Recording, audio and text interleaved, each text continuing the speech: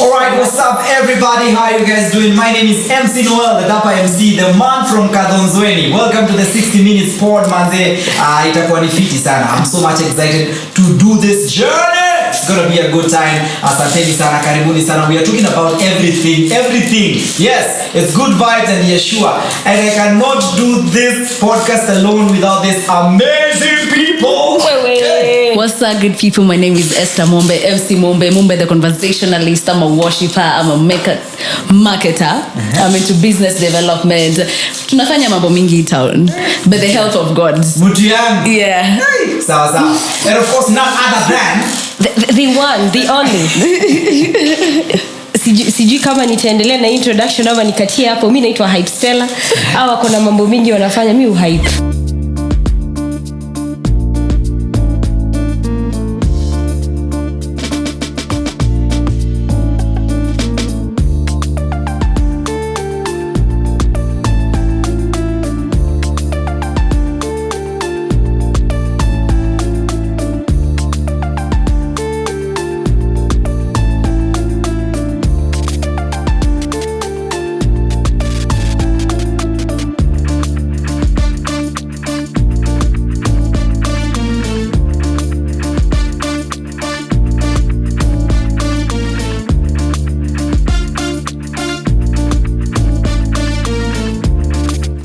Mulifanya exam ilikuwa inaitwa Jesma.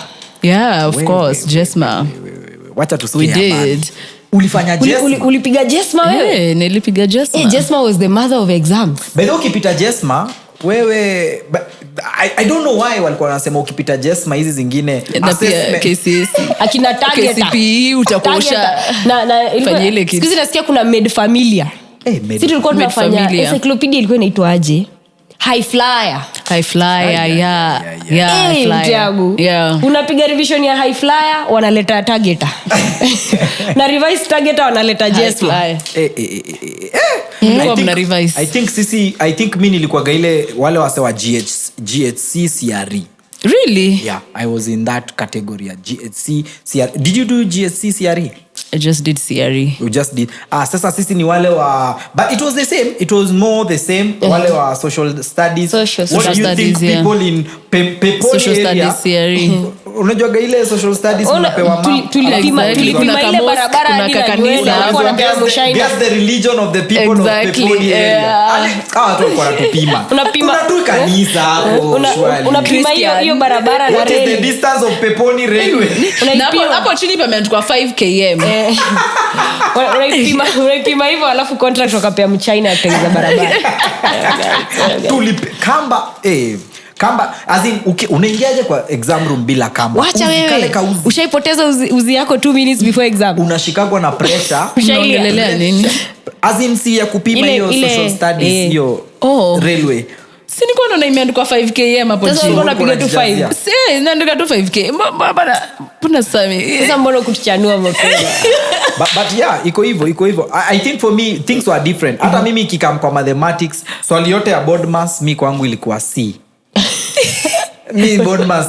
But the answer ya board mass yote ilikuwa C. Really? But if you are keen. Really? Jibu yote ya board mass ilikuwa C. Niko na kazi na kwa primo nitaenda kucheck hiyo kitu. Sasa unajua imechange. Things have changed. Hawana multiple choices squeeze. Wanateseka. Wacha. CBC hakuna ABCD. CBC kama ujui. Lakini unajua sio uzuri yao hakuna number 1 ama last. Yaba. Si hakuna ni sijui good job, work harder, sijui what. Kuna hiyo improve. Lakini unajua the problem is hiyo ni pull up your socks. What do you tell a child like that? Alafu kulikuwa na hii kuna ingine mwalimu ashainiandikiaga mwalimu wake ilikuwa science. Ashaiandika Noel has a great potential. Ni mchezo tu. Ni mchezo tu kijana yuko naye. Na badilishe marafiki. Kwa report card. But kuchoma. Let me shift things kidogo. Have you ever been suspended in school? Yeah, several times. Kwanza you are a culprit. Yeah. Have you ever been suspended? High school. Primo, hakuna mtu ashaikuwa suspended primo. Wewe unani limit mimi. Mimi nilipigwa expulsion class 7. Eliud Kipchoge, no one is limited. Don't you want limited? Naomba cameraman tu. All eyes on you. Turn on her. Focus. Umepigwa suspension class 7. What was the issue? Do you need prayers? We need to stand. Petty issues. Ni realize watu walimu wanapenda kusumbua watoto sana. Yeah. What happened? Also, I just had this group of girls. We were like 6. We used to dance PPI like on Fridays after parade. Tulikuwa na PPI. It's like PPI. A Bible study. Kuna kuaga na PPI bado? Bado ziko. Bado so tulikuwa nazo. So tulikuwa tunasema kila PPI before ianze tuko na time, as in tupoe time to dance. You know, tulikuwa madancers wa shule. So si tuna dance. Na so interestingly kulikuwa na some guys. So we were in 7M. So in 7N, those are streams. Okay. In 7N kulikuwa na majama walikuwa wanacheza football, okay? Na was in the one who was the best in football alikuwa anaitwa Mboyo. Andrew or something, but aliwentwa Mboyo, okay? Na mimi ndio leader wa dancing. So tukaanza Mboyo and Esther wakaanza kudate, okay? Na Mboyo and Esther kwa sababu wanapenda wasee wao sana, hivyo ndio hook up. Kila mtu na msee wake, msee mmoja wa it is the link up. Msee mmoja wa dancing crew yangu. Tukafanya ile maneno na ikaka fiti, you know. It was a Tinder Loki. You know, ndio hiyo sasa. Ni juu tu sikuwa na akili ya kwanza up. No. Otherwise ungekula fiti yangu ningekuwa mbali. You know, and siku moja nikaandika composition about how I ended up marrying this Mboyo and how we had children, and the composition was good actually. Mwalimu akasoma hapo hivyo mbele akisema, Esther, round hiyo umefanya kazi fiti. What was the title of the composition? Ilikuwa ile ya kuanzisha ama kumalizia? Ilikuwa ile ya kuanzisha. Kumka red letter day. So hiyo story kaisha. So one of the ladies wa create them too low key hadi mwalimu, yani mtoto yani hata yezi umiza hata umbu, you know. Msichana mzuri sana. The next exam akafanya the same thing, akaandika composition kama hiyo na msee wake wa 7M alikuwa Robinson. Then Robinson wasn't such a very common name. Robinson. Yeah, you know. So ili raise eyebrows za mwalimu. Jina ni refu.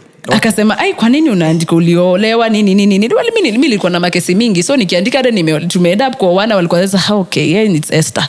But say, ai, hapana, ude mata ananga machali. You know.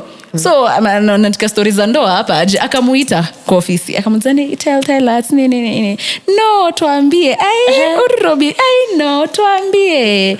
Fala ukafunguka. Akamwaga mtama kumwaga. No. You know. So yeah, akasema Esther ndio sijui Esther ndio aliniambia Robin mbode. So you time tunosha classrooms na kujiwa naambia Esther unaitwa na nani? Class teacher anamwambia ishia, mwambie sikuji, unajua ni jokes. So dem anaenda amesema akuji. Na kujiwa Mzae, it was a afternoon. Juu tuko tunosha saa classes tuishie home. So the following day tukam na maparo nini story mingi zikaisha, boyfriends, girlfriend, yani kusumbua watoto. Na hakuna kitu tunafanya, ni muonane tu time ya tea break, mu exchange snacks, msikie fiti. Na ni hivyo. Yani ku exchange snacks simple times. Yeah, simple times. Sasa hiyo ni kitu unasumbulia watoto. Tumehata daro. Ati sasa tuko kwa ofisi tuna kesi. Ati wewe uliambiwa na Esther nini? Alikwambia look at what in him. Ati how he plays football. Mbona mnasumbua watoto? Simple times. No. Baada hapo kwa chakula mmeniguza. Kuna msichana Priska Wekesa. It's in the name. Alikula chakula yangu. Priska Wekesa. Aliwakilisha jamii. May all your downloads fail at 99. May you step on wet surface after wearing clean socks. May both sides of your pillow be warm.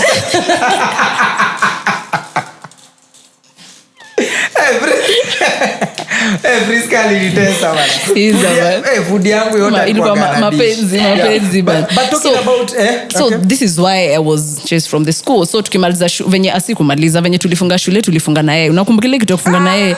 Ai tulimuona huyo dem sasa mbaya.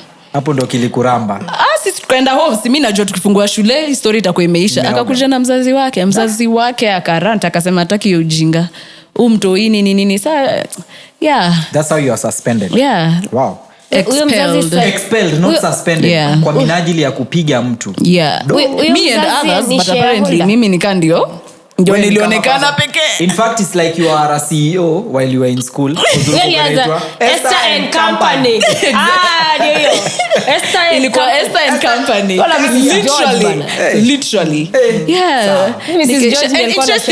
Interestingly, my parents Mrs. George. Hapa ni wapi? Like be primary I was chill down. Interestingly, my parents didn't do anything about it. They were like, ni sawa tutakupeleka shule nyingine, but hiyo shule nilipelekwa wewe makueni huko hivyo ndani nikanyolewa nikakaa brother nikateseka. But nikamaliza class 8 eventually. Yeah. So I think for me primo nili suspendiwa also when I was in primary, but sikuwa na makosa guys. Mimi wajui. Guys, mimi sikuwa na makosa. I was a prefect. Nilikuwaga prefect. So makosa ilitokea mbali. So guys in my class I was in 7K. So guys in my class started using bang. Okay? So I was the prefect na sikuwasema. So mimi nilikuwa suspended because I didn't report the issue. Ulikuwa Yesu wewe. Mimi nilikuwa savior. Ulikuwa Yesu wewe. That didn't hurt me. What hurt me is the way my teacher wrote the suspension letter. Slow down. Read the question slowly. Mzae, Prince aliandika hiyo suspension letter as if I have killed someone. They were caught smoking cannabis sativa. Alafu akaandika comma. Scientific name. Aliandika they were caught smoking cannabis sativa, comma, marijuana, comma, bang. A bang. With a bang. Hapo ndo kiliniramba man. So Mzae pero alienda kasoma. So apparently my mom thought I'd done 3 mistakes. Umemarijuana umebang. Mzae amejam. Hani wewe ulianza na cannabis. Kutosha. Benja marijuana. Kutosha. Kamalizia uka climax na bangi. Yeah. Mzae she was very ilikuwa crazy man. That was my first suspension. But before tuendelee nilisikia Mumbe alikuwa ameongelelea compositions na insha. Yeah. Man, those things were crazy. Funny thing is we all had one story that we used to write. Jitu la miraba minne. I think for you to change the story, there had to be a ghafla bin vu. Exactly. Yeah. What was your story in everything? Hata andika siku ambaye utawahi sahau. Utaanza tu vizuri ndio ulete ile story yako. Ghafla bin vu. Niliamka. The Frog's Kingdom. I ran as fast as my legs could carry me. What was your constant story? Something to do with tum drums. My heart was beating as hard as the tum drums. Perplexed and rooted to the ground. Nilitamani ati ipasuke inimeze. Lakini ilikuwa ndoto ya Wachana hiyo. Kuna nyingine nilikuwa naona mahali ati msee alikuwa anasema mimi nakumbuka nikiandika kijana alimaliza chuo kikuu kwa sasa anahangaika na kijana hoho hahe. Mimi ndio huyo kijana. Yule kijana ulikuwa umeandika imekuwa reality. Sasa ndio huyo kijana. Kasongo wewe. Shakwa kasongo wewe.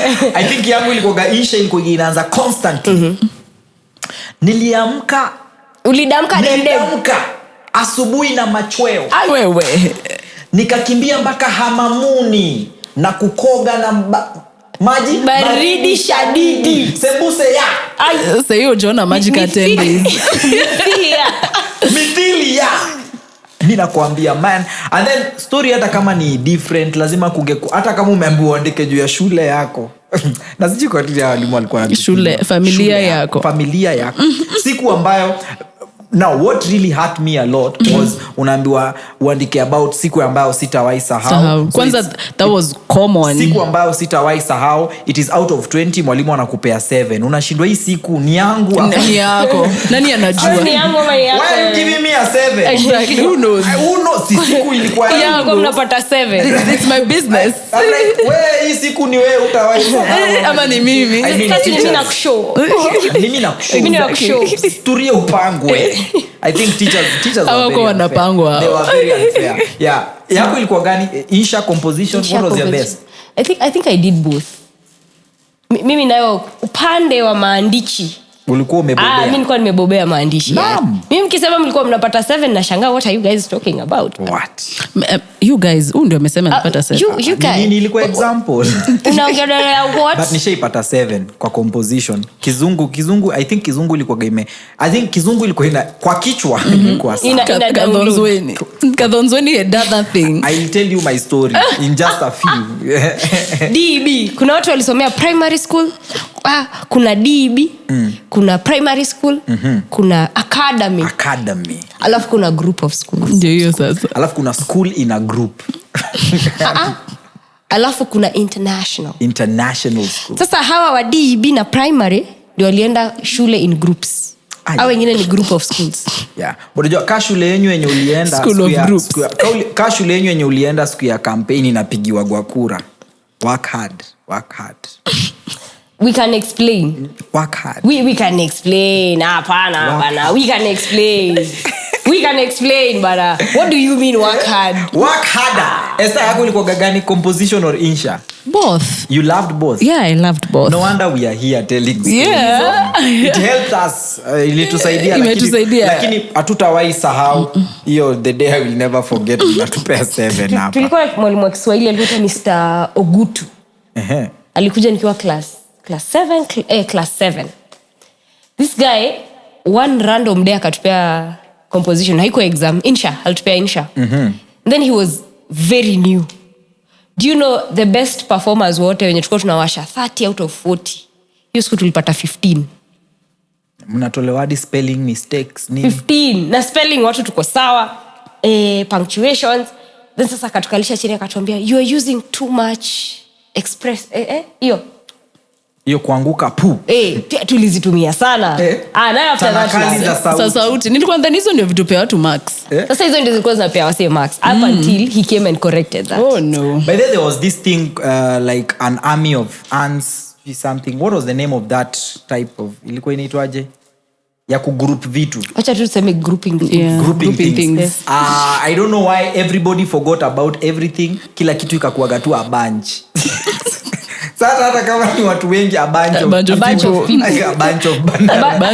mad people. Now what happened to the rest of the things? Crowd of people. Not a crowd, it's a bunch of people. You guys mnajua a group of fish is called a school of fish. A school of fish. Hizo ni samaki zimeenda shule. Yeah, but yeah, that was amazing. Good old days. Yeah. But guys, you will both agree with me that we cannot finish our old time stories if we don't talk about Christmas. Ooh. Christmas. So kuna ngoma. Najua hii episode inakuja Januari manze kama mmeshakula Christmas. Sasa mnateseka. Unapiga cabbage wewe. Sasa mnakula cabbage. A month ago like this. Wewe ngoja wewe. Watu kwanza wako fasting. Watu wako fast during January. Because ni kubad. 21 unasema una do. Unaina machalazima. Kuna ngoma ilikuwa Feliz Navidad. Yeah. You guys, hiyo ngoma mimi nimeishi kuimba Police na guitar. Tulikuwa wengi those days. Mimi nimeimba Police na guitar mpaka the time I was around 18. Yeah. Pia mimi tena was so loud in church. Police na guitar. No umefurahi na watu wanakuklapia tu. I think mine was the Sunday school song Father Abraham. Tulikuwa tu hapo Father Abraham amenisa so Father Abraham. Alafu hapa ndio ilikuwa inalimaliza I am one of them. So are you? But then we sang wrong lyrics for the longest time. But how was Christmas for you guys growing up? Christmas ushago maneno kama kawa. Kwetu ni uko hivyo karibu na mtoto wa Ndewa tumenusia Mombasa hivi. Yeah, so kazi yetu ni kwenda tu ushago. Watu wengi sana. So my cousins nini considering side ya Mzae wako like 7 siblings. So kila mtu anakuja na familia yake, so tumejaa. So Christmas was good. Our parents the wives are cooking chapatis. Of course after church. Pause. A moment of silence for chapatis. Can I burst your bubble? You're not a chapati fan. Niomboleze kwa I saw that coming. No, you see how people are misbehaving nowadays. Left, right and center kunanuka chapo. Umeenda pale klabu kakula smocha wewe. Man, you know chapo used to be for Chrissy alone. For Chrissy. And special occasions. A special occasion. By the way, when you're cooking chapos, sijui kwa nini ulikuwa unakuwa na mabeste wengi. Kwetu tunapika chapo. Low-key chapo is still exciting till now when you cook it at home. Before me, chapo is vibes anytime, every day. Yeah, when you cook it at home, when you do it at home. Yeah. I do not know what they are talking about. You don't vibe with chapo. Tutakupikia chapo. Watu wamekupikia chapati. My mother makes heavenly chapatis. What's the problem though? I really pray that she doesn't watch this bit of the episode. So, I am not a fan of chapos. Okay. But now my mom makes chapos when she's very happy. So I eat chapos. Because of the happiness. Because my mom is happy. You know, you eat chapos for the vibes. Unasikianga tu huyo madhe anaimbia kule kitchen. Unajua na amepiga pambio zake. Unajua leo tunapiga chapati. Unajua huyu mama anapika chapo. Wow. So mimi nitakula chapo. Just junior madhe. Yeah. Huku nje mnaekanga chapo nakwambia mimi niko sawa. Hey, but I think the reason why chapos right now, let's just talk about chapos, guys, because I feel like people are disrespecting chapos. Allow me to vent. Is it a safe space? Onge kutoke. Chapo ilikuwa tu unga na kila kitu. Siku hizi mnaeka chapo kila kitu. Hadi carrot. Chapati ya carrot. Umepata chapo imekuwa malenge wewe. Kwanza chapo ya malenge is so good. Wanaita butternut. Sasa mnaulizia nini chapo? Umekula chapo ya malenge wewe. Sasa ni nini kwa nini muweke malenge kwa chapo? You just let chapatis be chapatis. For heavenly. Chapati fam. What is chapati? Me I want to eat chapati. Roughly, ipiko tu roughly. Roughly, as in chapo. It's like mutura. Why do you cook mutura kama hakuna giza? You're losing the culture. Mutura upikwa. As in, yo chomwa. As in, there are some things that they just zinataka tu heshima yao tu yani. Because I feel like chapos they just need their inataka heshima yake. Wacha kuweka vitu kwa chapati, tafadhali wapendwa. Chapati ibaki kukua. This is for you at home. This is for you at home. Kama ni chapati ipikwe tu na unga moja. Unga wa pembe. Ndovu kifaru. Mambo ya ex wachia relationship. Wachia huyo ex wako. Wachia ex. Tubaki tu na chapati ipewe heshima. This goes out to all the food content creators pale nje. Chapati ipikwe roughly. Nakwambia zinapikwa hadi na dania mtu yangu. Chapati ya green. Ni mtatumaliza. Umeona jabati wewe. And then you see nowadays if anything doesn't work inapewa jina. Labda wako na pesa ya stew.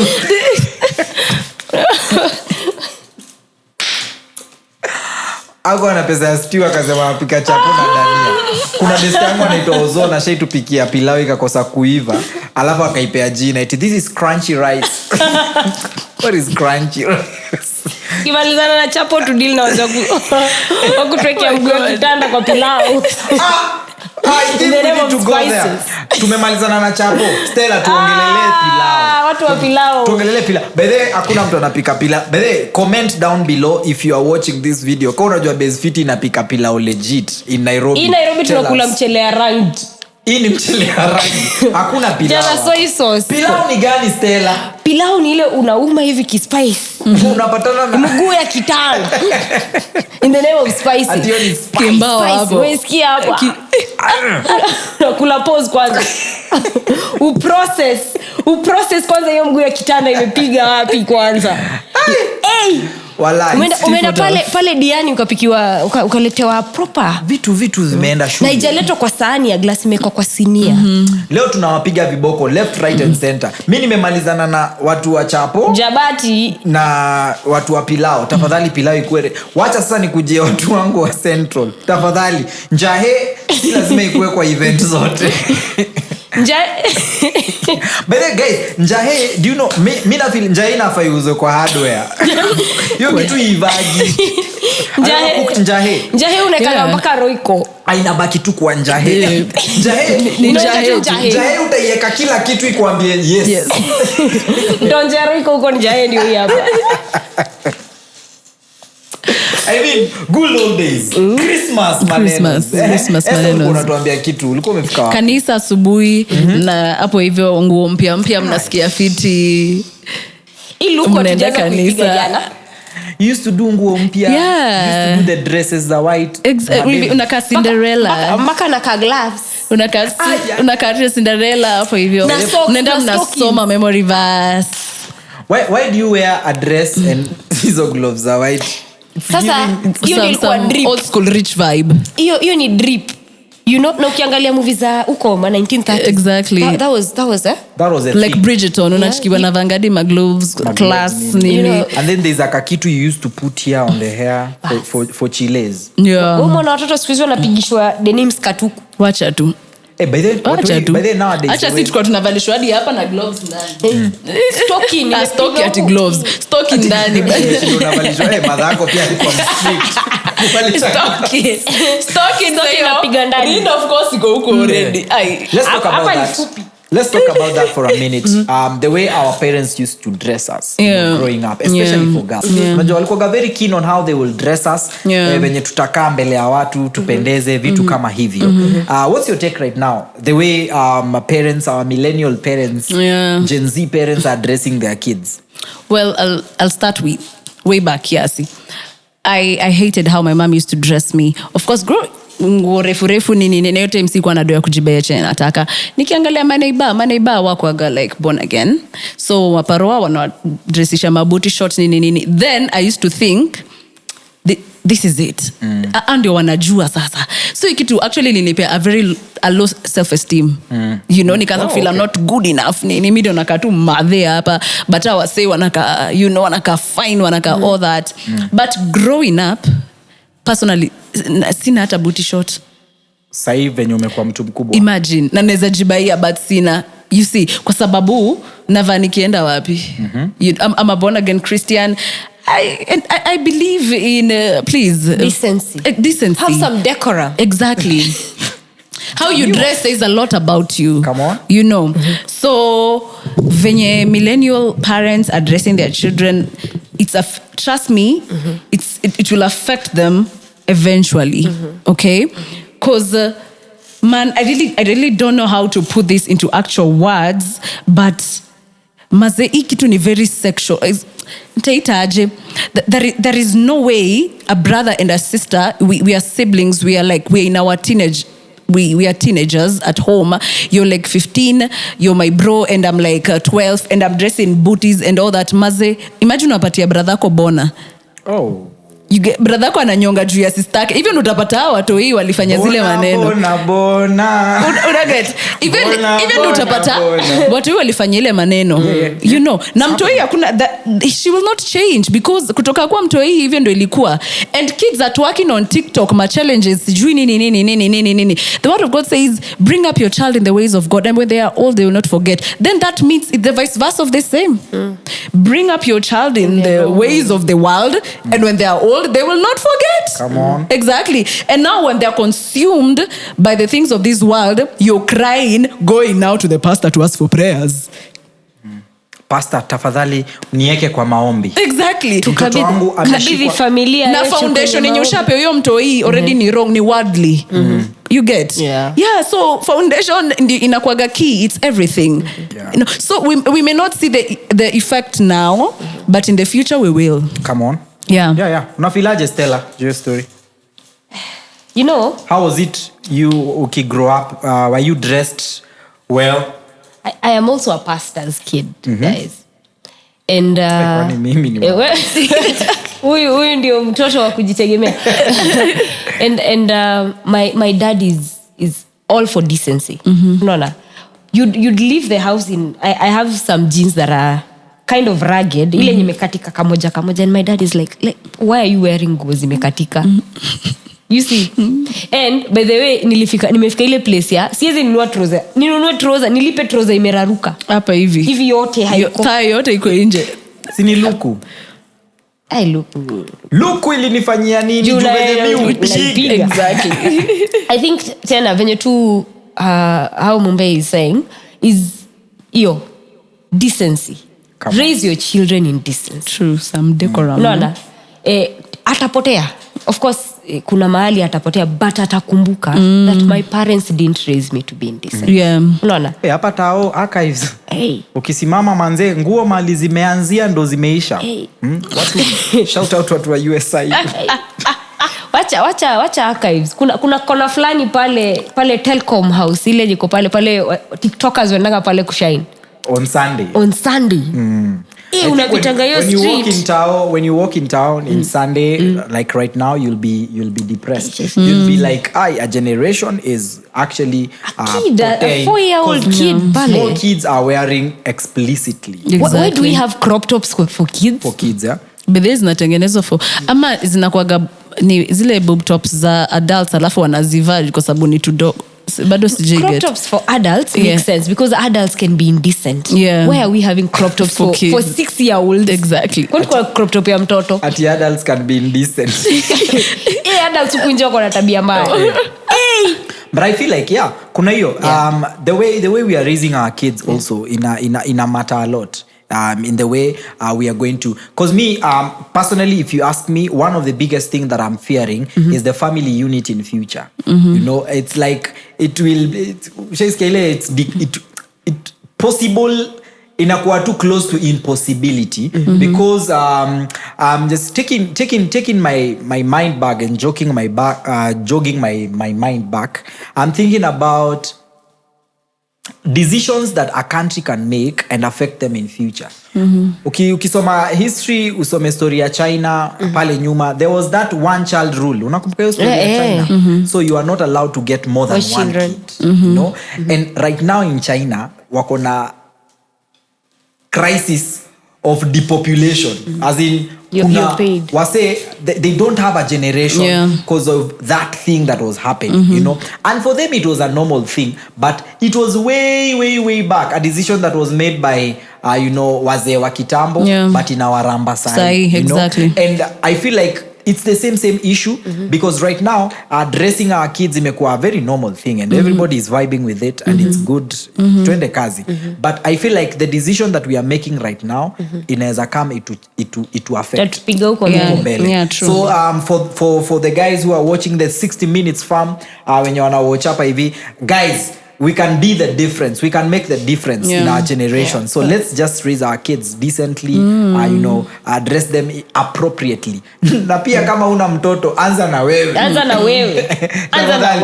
Kwa maana kwa minajili watu wanafika nyumbani huko wananunua robe juu shingo. Kina baba wamefanya hiki kina baba. Kuna post nimeona mdem fulani robe inauzwa super out of stock. Pale inaenda kuenda. Robe inaenda. Pale X kuna mdem nimeona anasema ati kuniangalia vibaya doesn't increase the length of my skirt. And I'm like exactly. Unasema hata uniangalie vibaya skirt iko huku itabakia kwa tu. Yeah, true. Just know your style. Just know your style. Sahi tuko na watu wengi very fashionable, you know, and we have so many creative people. Just know your style and tailor make your own clothes the way you want, but at least they quite decent. But I think tena ni we have become too westernized.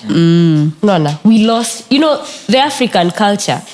Well, kule kitambo na some parts of South Africa bado kidogo, but looking at the modern African culture, the modern African culture is very decent. Angalia nguo za the Western Africa, it's a decent skirt. It's clothes that cover you up properly. Angalia nguo za tunavaa as Kenyans. Angalia nguo za Kathy Kiuna. Look at Kathy Kiuna. Uyo dem that woman of God, Lady Bishop. Demu wa kitambo. Nakwambia huyo vintage bag. Anakaa fiti. Nako very decent. Kuna masimasi kapu. Exactly, kuna masimasi. Na anakaa nyawera wewe. Na anakaa fiti. Nyawera. Hapo watu hivyo hakuna thighs. Hapo hakuna thighs, lakini nguo imepigwa hapo. Inakaa fiti mbaya. Akina kambua. Inakaa. Now those unaona? And there's just kuna kitu tulikuwa na mwalimu wa guidance and counseling alikuwa anatuambia leave room for imagination. I just thought I'll put it out there, guys. Sawa. Asante, wazazi wamesikia. Kina dada pia wamesikia. Turudi pale Christmas.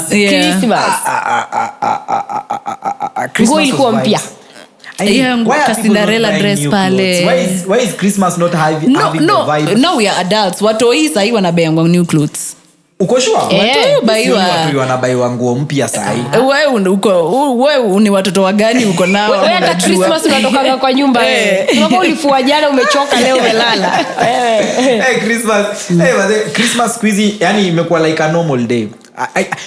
You remember the vibe even by then in the TV everybody everywhere was Christmas vibes. Yeah. Kila mahali ilikuwa katuni Christmas everybody sing. Hadi adverts zinabadilishwa zinakuwa za Christmas. Hadi Google wanaweka hizo vitu. It's still the same actually. Sasa hii bado kuna mall fulani iliweka watu wanashindia wamembapo baby did you know. Kiamwisho ya November kuna mall fulani sitaitaja. Walikuwa washaanza kuweka decorations. Na wase wanakuwa wametupia. Unajua hizo zinakuwa tu fairy lights. Yeah, but I think nini ingine Christmas ina give, it's only the fairy lights ndo zina make the deco. But even houses na bring the difference actually. But even houses people used to make, I don't know about you, but waswali kwa wanaanza kufanya Christmas deco November. Sikuizi unaingia December nyumba za watu hazina Christmas tree. Hata hakuna Christmas tree. Hata kwetu hakuna Christmas tree. Ni kama wanangoja January zishuke. Unapiga deco yako 25th January. You will not be limited by a calendar. Tutapatana bado August na nikwambie Happy New Year. Happy New Year. Ama Merry Christmas. Happy New Year. I will not be calendar yako ni ya Ethiopia. Hivi unyo kwa unyo. Yes. But Christmas vibes and vibes. Vibes and vibes. So I want us guys to just chapter the last stories about our childhood. One experience that you have never forgotten, up to date as we move on. At least now our viewers wametujua sisi ni kina nani. Wamejua tu kuna warasta wawili na babi mmoja. Mumbe, one memory that you'll never forget about childhood. Just the lago fast nimeze mate nimerole introduce up to pair maji ba. Pole. Wanapanga kunimaliza woi. Wanapanga kunimaliza. Nimeze mate. Yeah. Memory. But then Nganga kona crusade. Okay. What content creation. Stella. I think for me, there was a time. There was a time when playing was playing. Yeah. You guys remember playing and then unaambiwa ikifika 6 isikupate nje. Exactly. Kaa pale nje wewe na giza. Muamue ni nani ataingia kwa nyumba mwingine abaki nje. You guys had that time. There is only room for one person in this house. By the way, ushaambiwa naona tumeanza kuwa wanawake wawili. Niko hii nyumba. Na Stella leo haitaisha kama sijakuchapa. Yani you are promised. You promise. It's memories like that. Yeah. Unanitafu Kenya ilikuwa inaniua ni hiyo wewe unanitafuta. Na utanipata. Ama ile unapigwa ukilia funga hiyo mdomo. Unalia nini? Ukinyamaza siku hizi umekuwa mwanaume. Funga hiyo mdomo ama nikupatie reason ya kulia. Everything you do is wrong. Everything you do was wrong. Good old days. Kwa nini hukufanya? Tunajibizana. Exactly. I'm just answering your question. So it's memories like that. Yeah. But also there was also a fun side to my parents. Yeah, definitely. There was also a fun side of my parents. You know, recently I walked into the house. Squeezy, my parents wamebaki wawili kwa nyumba. We have grown up and my brother is now in high school. So on a random day, I walk into the house and I find my parents wamepiga story. Do you know nilisimama kwa mlango for close to 5 minutes. Hawaja notice niko kwa story. Wow. And I'm like, oh, that's beautiful. Oh, to be loved and to love. I know, right? Wow. And then kuna mimi nenda kulala hivi kama panga. Unaweka number 4. Unajua hii number 4. Ukishaweka number 4, alafu kwanza unapiga kitanda pasi kupata joto. Na utatuingilia. The struggle. Poleni wapendwa. It's just for a while. Yeah. Mateso ni ya muda tu. Uteseka ni kwa muda. Ndio hiyo sasa. Lakini mjue me I'm going to wapi? Kamera iko wapi? I am going to say this. Say it. Ile design hizi relationships zimenihangaisha hii Nairobi. Without no fear of contradiction. dawari nilipwe. Yangu ilipwe wewe. The struggle has been real. Huyo uncle alikuwa wapi relationship ikinionyesha right? Ukiambiwa unajua zile messages zinaishaga na have a good life. Wacha na hiyo. Kuna nyingine reset you. Wacha na hiyo. Kuna ile ule aliambiwa ati endelea kuishi maisha yako. Ulikuwa unaishi kabla tupatane. Imagine. Bro, that lady was gifted a dress and CG flowers. Then message moja hivyo ya heartbreak. Huyo alipewa mpaka gift, parting gift. By the fellow men, what a considerate man. By the fellow men who are watching me, don't break up with a chick on a Monday morning. Or ngojea tu jioni yaki. Sasa ude mchana afanye. Azingojea tu jioni. Ngoja atoke kazi. I feel like it's unfair. Ndio asleep on it. Yeah. Give her a reason to sleep. Mimi na feel mchana tu ude ameamka haki. Asubuhi. Haki. Anapata staff tie kiamsha kinywa, alafu anapata message. Wewe unajua kuna siku nilipigwa heartbreak. Wewe kijana, Mungu anakuona. Mpaka nikaenda nikauliza Mungu kwani nilikukosea?